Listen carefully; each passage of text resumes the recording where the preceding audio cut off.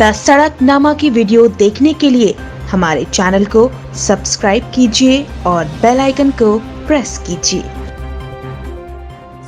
सिरसा में आज दूसरे दिन भी तेज़ अंधड़ के साथ बरसात है वो आ गई और इस बरसात से काफ़ी नुकसान है वो झेलना पड़ रहा है। दूसरे ही दिन आज फिर उसी समय तेज़ अंधड़ आया और उसके बाद तेज़ बरसात, मूसलाधार बरसात है वो हो रही है सिरसा में।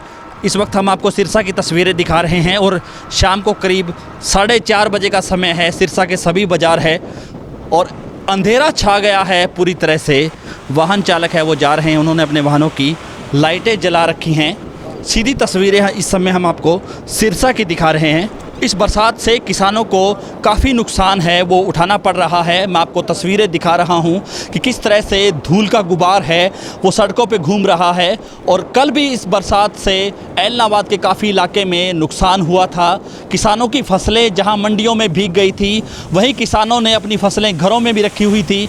गेहूँ और सरसों को बड़ा नुकसान किसानों को उठाना पड़ा और दूसरे दिन फिर आज उसी समय तेज़ अंधड़ के साथ बरसात आई है और सिरसा के कई इलाकों में सड़कों पे रोड ब्लॉक हो गए हैं, सड़कों पे वृक्ष है वो टूट गए हैं और काफ़ी नुकसान है वो दिखाई दे रहा है। क्योंकि लगातार दूसरे ही दिन फिर तेज़ अंधड़ के साथ बरसात और जिससे काफ़ी नुकसान का सामना करना पड़ रहा है सिरसा के लोगों को। कल भी बरसात से ऐलनाबाद सहित पूरे इलाके में काफ़ी नुकसान झेलना पड़ा था और आज उसी समय फिर से तेज़ अंधड़ के साथ बरसात हो रही है, जिससे क्योंकि किसानों की इस समय फसलें हैं वो बिकी नहीं हैं। अधिकतर किसानों की फसलें उन्होंने अपने घरों में रखी हुई हैं और किसानों के पास, मैंने आपको कल भी बताया था कि पूरी तरह से प्रबंध नहीं है और किसान अपने फसल को घरों में ही रख रहे हैं।